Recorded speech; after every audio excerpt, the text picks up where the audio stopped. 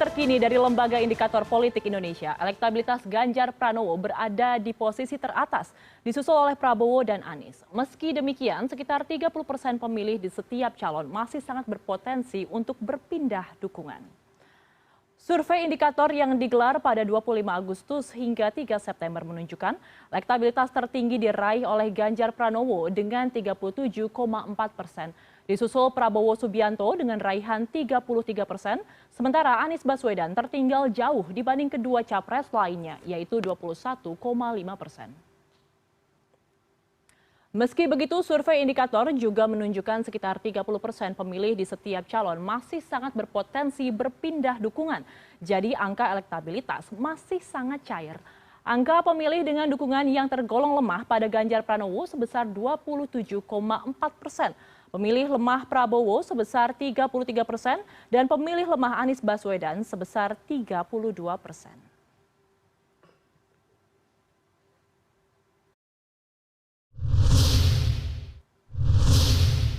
Ya, hasil survei indikator politik Indonesia menyatakan Ganjar Pranowo mengungguli baca pres lainnya untuk memenangkan Pilpres di tahun 2024. Sementara Prabowo Subianto di urutan kedua dan Anies Baswedan berada di posisi terakhir. Kita akan menganalisis bagaimana dinamika dan pemetaan suara jelang pesta demokrasi terbesar pada tahun 2024 mendatang dengan Direktur Eksekutif Indikator Politik Indonesia, Profesor Burhanuddin Muhtadi. Selamat malam, Prof. Burhan. Terima kasih atas waktunya. Malam, Ayu. Baik, Prof, berdasarkan hasil survei dari indikator, sebenarnya apa faktor utama yang bisa mempengaruhi arah suara dari swing voters terhadap baca pres tertentu? Karena kalau kita lihat cukup besar ya, setiap capres pasti memiliki swing votersnya ini ada 30%. Ya, pertama kalau kita lihat data tren, sebenarnya jumlah swing voters itu cenderung menurun. Beberapa waktu lalu kita temukan 40%, per hari ini ada 30,5% pemilih yang masih mungkin untuk berubah haluan atau pindah ke lain hati. Jadi trennya menurun, tetapi proporsinya berbeda-beda kalau kita lihat per capresnya. Nah, di antara pemilih yang kita kategorikan sebagai swing voters yang memilih Ganjar Pranowo itu relatif lebih kecil dibanding pemilih swing yang ada di basis pendukung Anies maupun Pak Prabowo. Jadi pemilih swing adalah pemilih yang sudah punya preferensi baik ke Ganjar, ke Prabowo atau ke Anies Baswedan, tetapi mereka masih membuka opsi untuk pindah ke capres yang lain. Inilah swing voters. Nah, ada lagi tipologi yang lain namanya undecided voters. Itu kurang lebih sekitar 8%, yaitu mereka yang belum menentukan pilihan, Ayu, waktu survei dilakukan. Nah, undecided voters ini itu umumnya kelas menengah bawah. Nah, mungkin mereka adalah yang menunggu praktek klientelistik menjelang pemilu. Kalau pemilih swing, itu secara umum tingkat pendidikannya lebih baik dibanding dengan undecided voters, tetapi beda-beda proporsi swing per capresnya. Nah, tentu PR terutama buat Pak Prabowo dan Anies, karena pemilih swing mereka lebih banyak ketimbang pemilih swing Ganjar Pranowo. Tetapi jangan lupa, pemilih Ganjar cenderung kurang berkembang kalau kita lihat data dari waktu ke waktu. Artinya pendukung Ganjar cenderung tidak mampu mempenetrasi basis baik Pak Prabowo atau Anies Baswedan. Berdasarkan hasil survei dari indikator, Ganjar Pranowo ditetapkan sebagai baca pres yang memiliki swing voters paling rendah. Nah, apa sebenarnya yang menyebabkan swing voters dari Ganjar ini semakin rendah setiap tahunnya? Trennya kadang kan tetap turun seperti kata Anda tadi, Prof. Nah, pemilih Ganjar umumnya lebih ideologis ya. Oke. Yaitu mereka basis PD Perjuangan yang cenderung menutup pintu bagi opsi untuk pindah ke lain hati. Tetapi ini juga jadi masalah yang lain. Di satu sisi kabar baik, pemilih Ganjar cenderung lebih kuat untuk tidak pindah ke lain hati, lebih loyal, tetapi di sisi lain juga kemampuan untuk mengikat atau menarik basis partai lain itu juga tidak terlalu bagus. Jadi basisnya kurang lebih antara 33 sampai 37% pemilih Ganjar ini. Jauh dari cukup untuk bisa mendapatkan 50% persatu. Nah, untuk Pak Prabowo dan Anies Baswedan, itu pemilih swingnya lebih banyak ketimbang pemilih Ganjar. Di satu sisi ada PR, Ayu, karena Iya. bagaimanapun pemilih swing itu bisa pindah ke yang lain. Itu yang menjelaskan mengapa naik turun ya perolehan terutama antara Anies dan Pak Prabowo, karena pemilih swingnya tinggi. Tetapi di sisi lain juga menunjukkan kemampuan dari kedua tokoh ini untuk menarik basis entah itu dari Anies atau dari Pak Prabowo kalau salah satu di antaranya tidak masuk putaran kedua. Jadi bahayanya adalah buat Ganjar meskipun pemilih kuatnya lebih banyak, kalau misalnya tidak mampu menang satu putaran, di putaran kedua kemungkinan besar kalah kalau melawan Pak Prabowo. Data ini yang kita temukan di survei kali ini. Karena tadi kemampuan Ganjar untuk menarik ya basis pemilih Anies itu cenderung kurang sekuat Pak Prabowo. Salah satu penjelasannya karena kebetulan antara pendukung Anies dan Pak Prabowo itu berasal dari universum yang sama. Itu pemilih Anies adalah pemilih Pak Prabowo di dua pilpres sebelumnya, yang per hari ini ada kurang lebih sekitar 38% dari basis Pak Prabowo 44,5% yang memilih Anies Baswedan. Baik, jadi memang kalau kita lihat semakin seru ya Prof, karena seperti kata Anda tadi mengatakan bahwa masih salib menyalip elektabilitasnya. Tapi saya ingin coba menganalisis dan mengulas peluang dari baca pres ini satu persatu. Saya ingin mulai dari Ganjar Pranowo terlebih dahulu. Tadi kalau saya menyimak hasil dari survei indikator mengatakan bahwa hampir di seluruh simulasi Ganjar Pranowo ini mengungguli kedua baca pres yang lainnya. Analisis Anda mengapa bisa sampai demikian? Kecuali di simulasi head to head, Ya, Ganjar kalah ya, dibanding Prabowo betul. Subianto. Hanya satu itu Tapi saja di ya, Prof. luar Ya? simulasi head to head, Ganjar Pranowo unggul. Mhm. Meskipun keunggulannya dalam margin of error. Ya. Jadi kalau kita lihat dari data yang kita punya, mengapa Ganjar sedikit unggul dibanding Pak Prabowo? Karena faktor sosialisasi.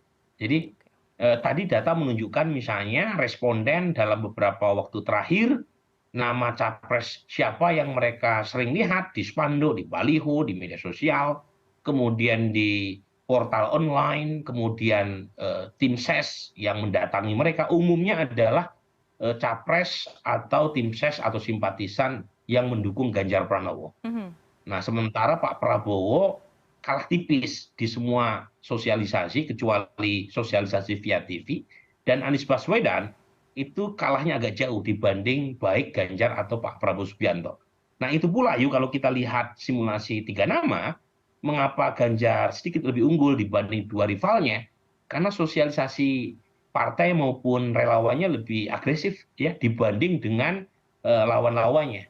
Nah, ini artinya buat siapapun kalau pengen mendapatkan dukungan adalah mereka harus lebih penetratif Oke. untuk terutama menarik kelompok swing yang per hari ini masih mendukung lawannya. Semakin aktif mereka mensosialisasikan capresnya, semakin besar peluangnya untuk mendapatkan dukungan terutama dari kelompok swing Ya. yang kemungkinan pindah ke lain hatinya lebih besar Mhm. ketimbang pemilih kuat.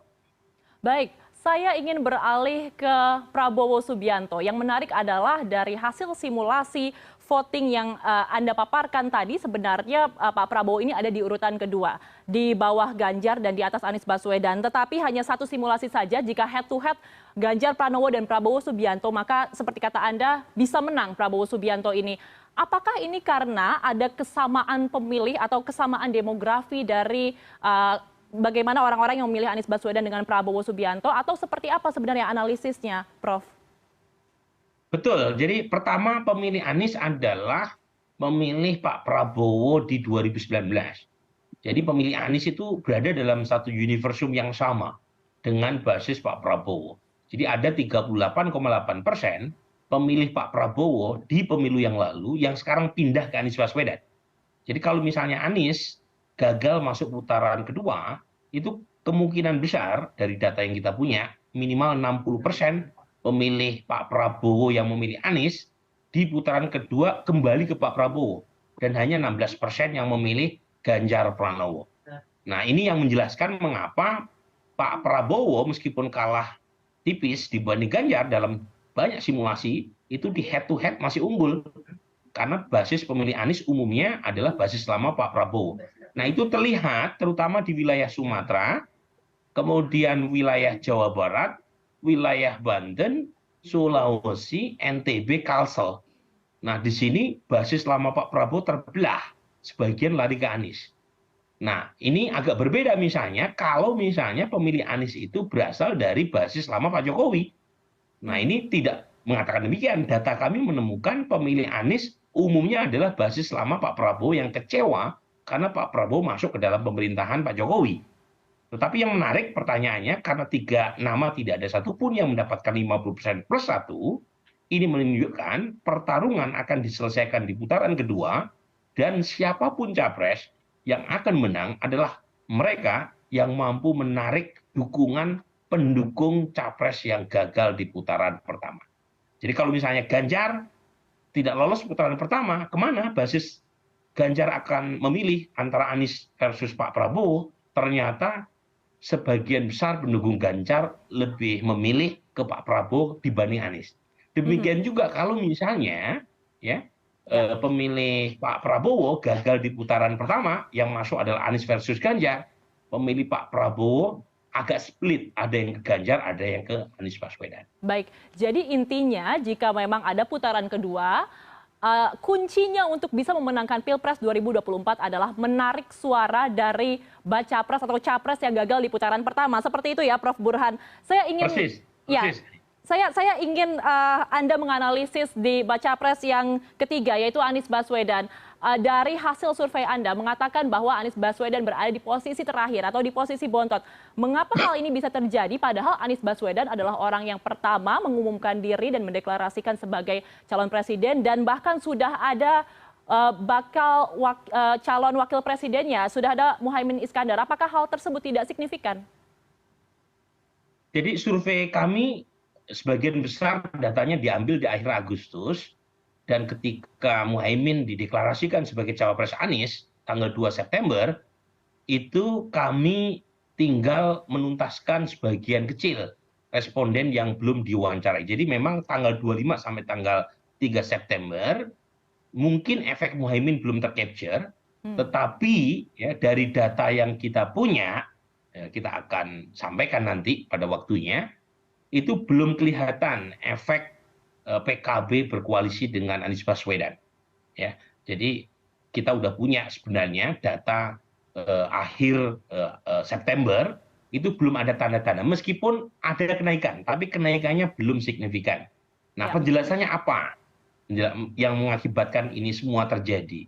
Salah satunya karena masuknya PKB juga diikuti oleh hengkangnya Demokrat ke Pak Prabowo Subianto. Jadi ada semacam tukar guling, dan ini menjadi sebab mengapa Pak Prabowo ketika kehilangan PKB itu cepat mendapatkan gantinya. Karena basis Partai Demokrat itu cenderung lebih solid untuk mengikuti keputusan elitnya pindah haluan ke Pak Prabowo. Sementara basis PKB ketika elitnya memutuskan bergabung dengan Anies, itu perlu waktu. Karena bagaimanapun ada banyak PR ya. Pertama, PKB, Nasdem berkoalisi dengan PKS. Ini satu entitas keislaman yang tidak mudah untuk dipersatukan. Saat yang sama tidak semua basis PKB mendukung Anies Baswedan. Ini yang menyebabkan Mas Anies masih struggling di peringkat ketiga. Baik, Prof. Burhan, kita masih akan melihat bagaimana dinamika dari pemetaan suara jelang Pilpres 2024, terutama untuk swing votersnya seperti apa. Kita akan masih melihat bagaimana nanti dinamika politik yang terjadi kurang dari 1 tahun lagi ya, menjelang 2024. Terima kasih atas informasi dan juga analisisnya, Direktur Eksekutif Indikator Politik Indonesia, Prof. Burhanuddin